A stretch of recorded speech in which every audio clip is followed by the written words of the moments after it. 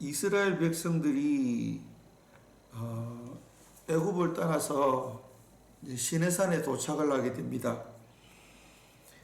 시내산에 도착해서 이곳에서 1년여 동안 머물게 됩니다. 그래서 이 시내산의 의미에 대해서 저희들이 조금 생각해 보려고 합니다. 이스라엘 백성들에게 이 3대 절기가 있습니다. 아주 중요한 절기들이죠. 그래서 6월절, 칠칠절, 수장절 이렇게 있습니다. 그래서 6월절은 누룩이 들어가지 않은 떡을 먹는다고 해서 무교절이라고도 합니다. 그리고 칠칠절은 초실절이라고도 합니다. 첫 열매를 수확해서 잔치를 벌이는 절기죠. 이게 또 오순절이라고도 합니다. 그리고 수장절은 이 장막절이라고도 합니다. 이게 참 의미가 있습니다. 6월절은 이스라엘 백성들이 애굽에서 나온 것을 기념하는 절기입니다. 그리고 이 칠칠절은 시내산에서 그들이 하나님의 말씀을 받는 그러한 내용을 담고 있는 절기고요.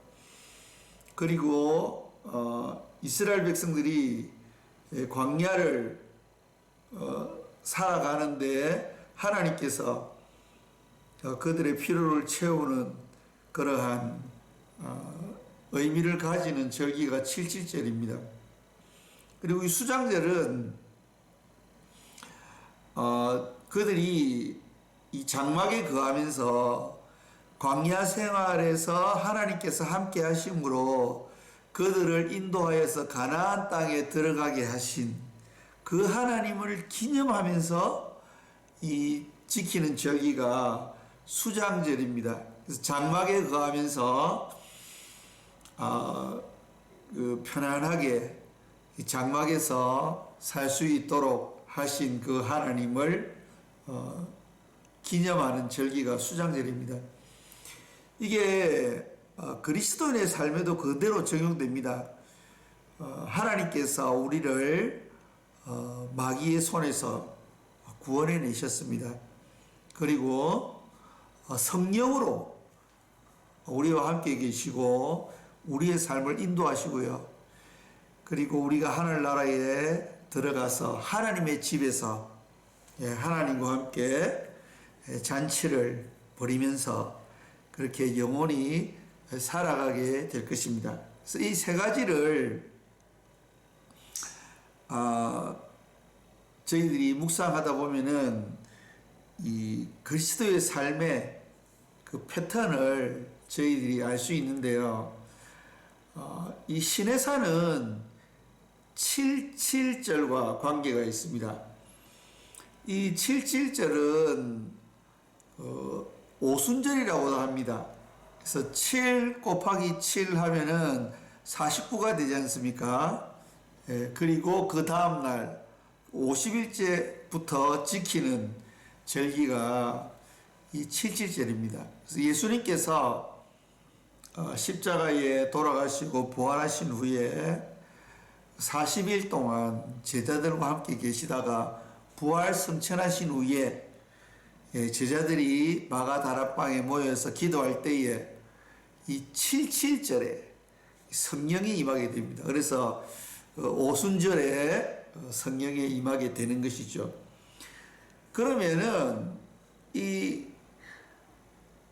오순절에 성령이 임했다라는 그 의미가 무엇인지 구약의 시내산을 통해서 한번 생각해 보도록 하겠습니다.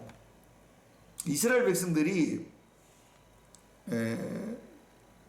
거의 50일 만에 이 애굽에서 나와가지고 시내산에 도착하게 됩니다.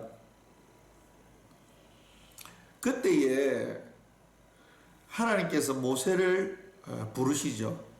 그리고 이 구름이 이렇게 있게 됩니다. 근데 이 구름은 하늘에 있는 일반적인 구름이 아니고 쉐키나라고 하나님의 영광의 구름을 이야기하는 것입니다.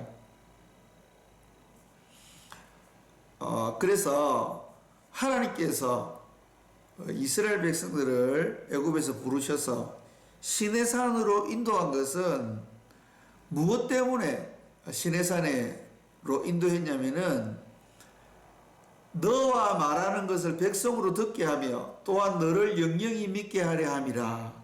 모세가 백성의 말로 여호와께 거하였으므로.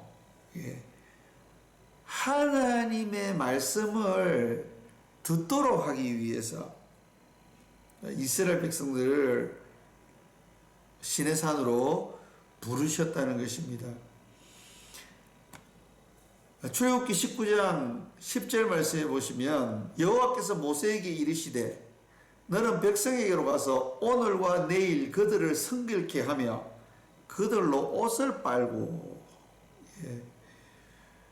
그러니까 하나님께서 모세를 통해서 이스라엘 백성들에게 말씀을 주시는 이유는 그들을 거룩한 백성으로 새롭게 거듭나도록 하기 위해서라는 것입니다. 여러분, 여기 이스라엘 백성들로 하여금 옷을 빨도록 하라 이렇게 이야기했지 않습니까?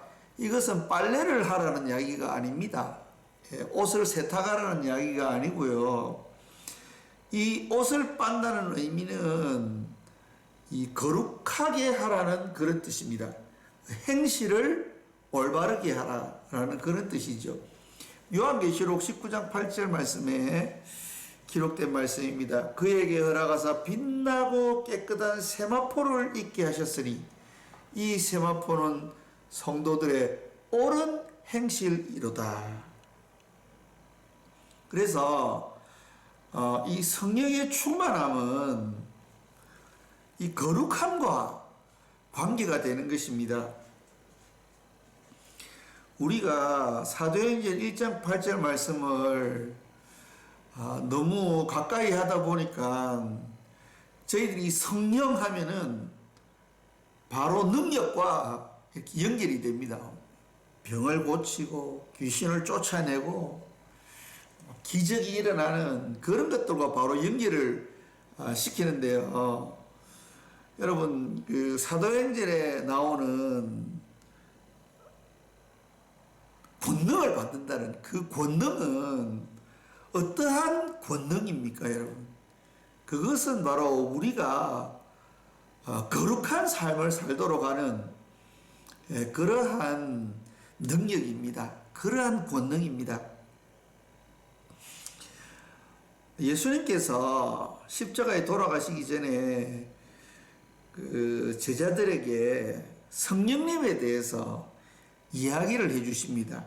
그게 이제 요한복음 14장, 15장, 16장, 3장에 걸쳐서 예수님이 직접 성령님이 누구신가에 대한 이야기를 해 주시거든요. 요한복음 14장 16절에서 17절 말씀입니다. 내가 아버지께 구하겠으니 그가 또 다른 보혜사를 너희에게 주사 영원토록 너희와 함께 있게 하시리니 저는 진리의 영이라. 세상은 너희 저를 받지 못하나니 이는 저를 보지도 못하고 알지도 못합니다. 그러나 너희는 저를 아나니 저는 너희와 함께 거하시며 또 너희 속에 계시겠음이니라. 하나님께서 주시는 이 보혜사는 어떤 분이신가? 파라클레톤. 파라라는 말은 가까이, 곁으로 이런 뜻입니다. 그리고 이 클레톤은 원형이 클레오라는 뜻입니다. 클레오라는 그리스 말인데요. 헬라어인데요. 이게 부른다는 뜻입니다. 그래서 이 성령님은 성령님 곁으로 우리를 부르시는 분이시라는 거죠. 그러니까 우리 곁에 계시고 우리와 함께 계시고 우리 속에 계시는 분이신데요. 성령님은 진리의 영이십니다. 기적을 일으키시는 분이시기도 하지만 기적을 일으키는 것보다 더 중요한 것이 진리 가운데 거하게 하는 것입니다. 그래서 우리가 진리 가운데 거하면은 능력이 나타나게 되어 있습니다. 권능이 나타나게 되어 있습니다. 그렇기 때문에 우리가 성경을 조금 자세하게 보고 성경을 올바르게 이해할 필요가 있습니다. 우리는 능력, 권능, 기적 이런 단어를 떠올리면 뭐 귀신이 나가고 병이 낫고 하는 것을 먼저 떠올리는데요. 여러분, 병이 걸려서 고생하다 낫는 것이 그 기적입니까? 안 그러면 아예 병에 안 걸리는 것이 기적입니까? 어떤 게 더 좋습니까?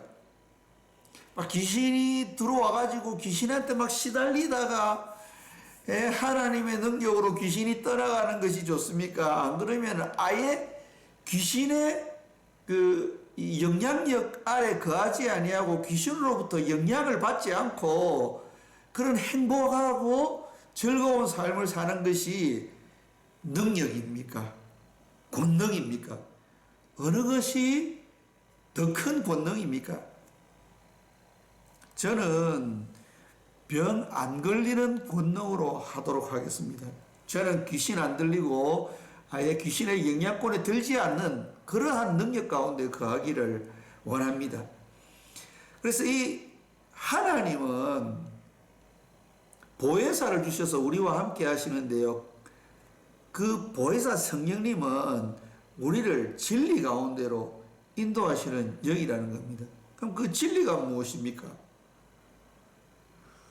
아버지의 말씀이 진리입니다. 하나님의 말씀이 진리입니다.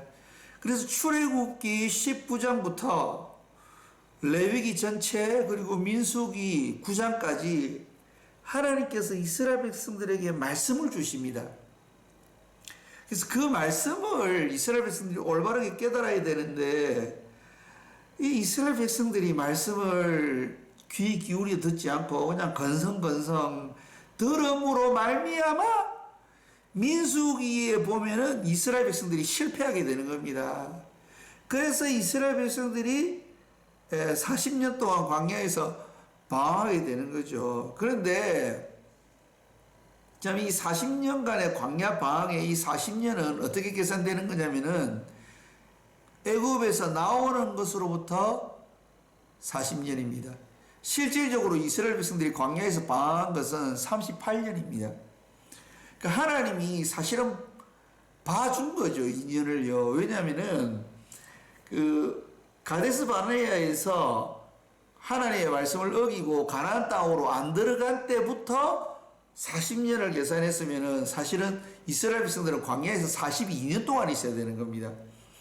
그런데 하나님이 애굽에서 나온 걸로 해서 40년 해서 사실 2년을 봐준 거죠. 하나님의 사랑이 얼마나 큰지를 모르겠습니다. 요한복음 14장 16절 17절 말씀 다시 한번 보도록 하겠습니다. 내가 아버지께 구하겠으니 그가 또 다른 보혜사를 너희에게 주사 영원토록 너희와 함께 있게 하시리니 저는 진리의 영이라.